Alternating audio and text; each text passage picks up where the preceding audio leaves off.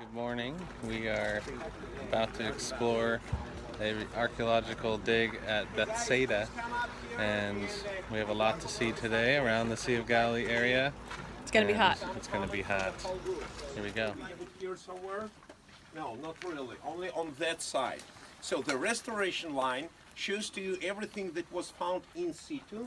Do you remember we mentioned this term once when we spoke about burial of Herod the Great? In the ancient gate, we have inner gates, which are sometimes described in the Bible as places. Multiple layers of gates, and also special stones to mark high places of worship or sacrifices would be offered to other gods. Up in the north here, before this was Bethsaida, was a town where King David's son Absalom, his mother, would have come from. So this place was where she came from before it was the New Testament town of Bethsaida. To the western slope of Tel Bethsaida, and this slope was excavated only down to the level of the 1st century AD. So all of those ruins, they already coming to you from the 1st century AD.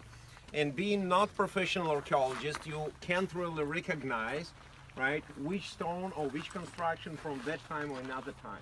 But they use different techniques, they analyze pottery that they find here, and we are pretty sure that all of this coming from the 1st century AD.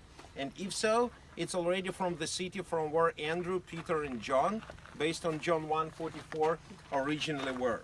So they recognize here a very interesting combination of different type of people by their profession. First of all, you can see this sign for fisherman house. And have a look at the picture. We are not going to stop altogether by the next sign. Can you see another stone of this type? Just makes. So we're on the other side of the Sea of Galilee, kind of the Gentile side, right? Mm-hmm. And the rocks are very different. Yeah, they're not limestone, but I forget what basaltic. No, that's not a word. There's a word for the dark rock. I know it. But yeah, basalt, lava rock. And we're on two different rifts. Yes, or we learned two tectonic why plates. the Sea of Galilee and the Dead Sea are so deep in elevation, because we're on two separate rifts that are moving apart, kind of moving past each other and creating So what big I cracks found, in the earth, the Syrian-African rift. So what I found interesting was that even though here we are at the Sea of Galilee at minus 900 feet below sea level, Not up here, but down there. no, down there, the Sea of Galilee, like I said, Mm-hmm. there's still an outlet from the Sea of Galilee, and it still flows south and goes even deeper to the Dead Sea, which is 1,500 feet below sea level, which is the lowest place on Earth. Just so crazy that a river can be flowing Down. down, From starting even at though- 900. Yes. It starts in Mount Hebron, goes into Sea of Galilee, And it flows continues- down, splitting Israel in half. And that's why the Dead Sea has no outlet, because there's absolutely nothing lower. Right. So, that's neat. And so we learned that Philip and Andrew and one more of the disciples probably could have lived here, grown up here as fishermen. Even though this was a little ways from the Sea of Galilee, it actually was a fishing village. They would launch their boats down at the river down there. But it's about a mile walk still. And that's Bethsaida. These are potentially the type of hills that could have been where the feeding of the 5,000 happened. Or maybe not. Here, Maybe I'll a little bit more remote. I can orient us. So this is up north, and the Jordan River is flowing from this valley down to the Sea of Galilee. So that's why you see this fertile land.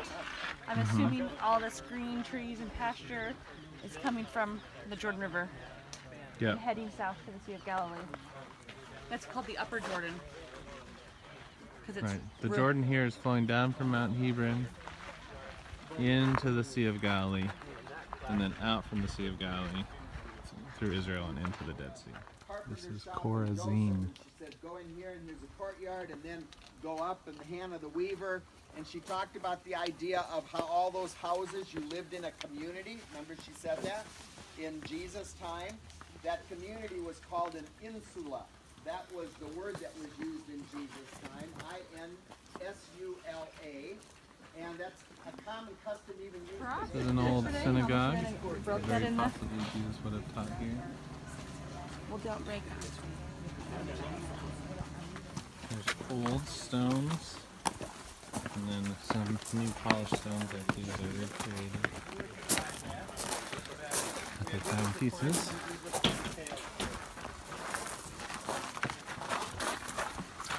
New. Old. Original. And always 7 pillars? There's more than 7 pillars.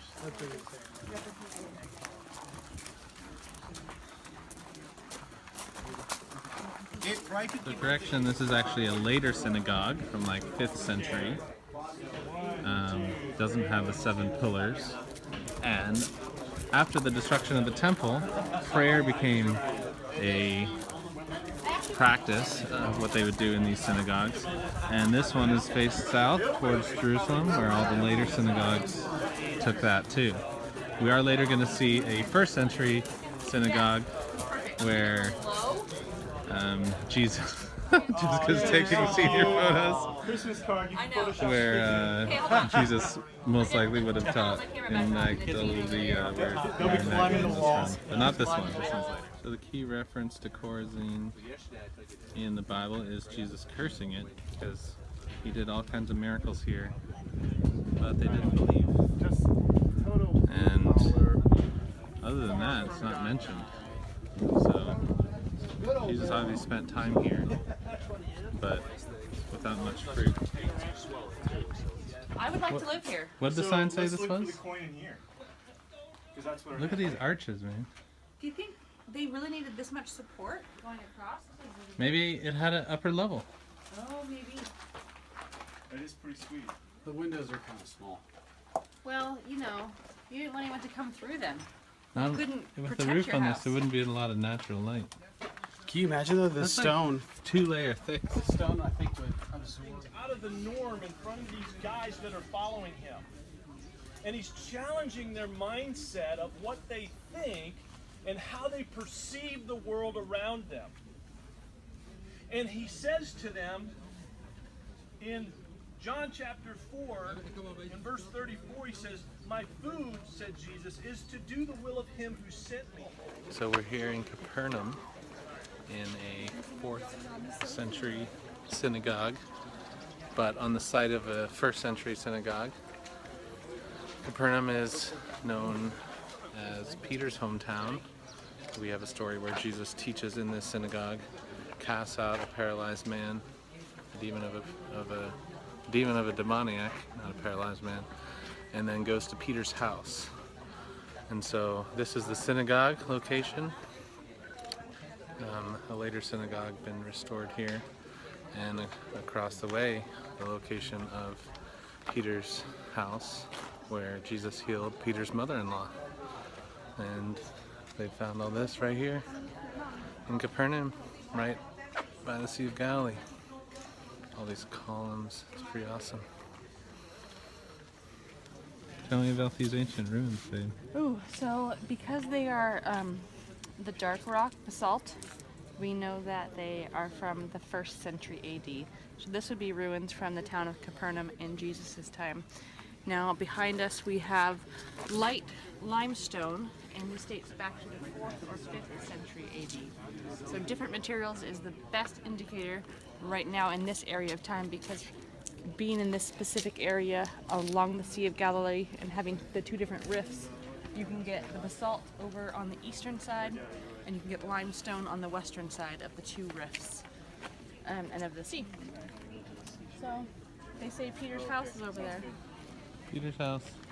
Looks And really nice. oh, interesting too, they believe the 4th or 5th century AD synagogue was built right on top of the 1st century AD synagogue. So right underneath of us is a whole other layer of basalt rock.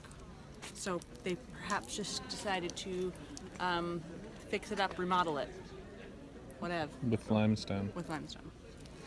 This main main circle that you actually see the formation of the walls. So then we need to go above. You can go above. You just can't take good pictures because it's glass. You know, this is really better kind of view. But yeah, that'll help. Wide. I'm going to look at the set. Peter's house. It says on here, right? Oh, you're Yeah, tell us.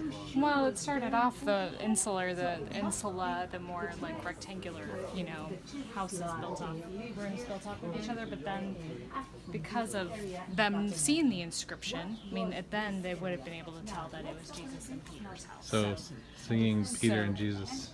So then they built churches around it. So that's why they Started making it a right, there's special place. octagonal. What if some kid just wrote Peter Jesus on the rock? Well, then they just. Well, I. That's right. The last time I was here, Big they fan. did talk about the location of Peter's house It is in proximity. from the synagogue. Where it's at in proximity to the synagogue would have, I don't know how they almost would have strangely been on close. this side. It's neat though. Well, but everything was built small, right? So it wasn't spread out like our towns are. Everything was built close to the synagogue, close to where the market and everything was. So. but not quite as ornate.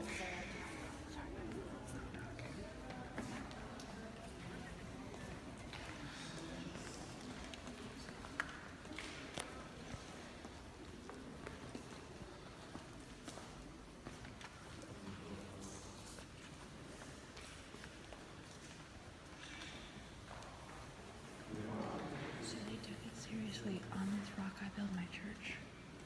They built the church on this rock. Peter's house. Yeah, they did. We're about to go to St. Peter's restaurant and have traditional fish. Do I have to call him St. Peter or can I just call him Peter? Call him whatever you want. Peter. You- Petey's restaurant I'm or excited. Pete's house. Right on the Sea of Galilee.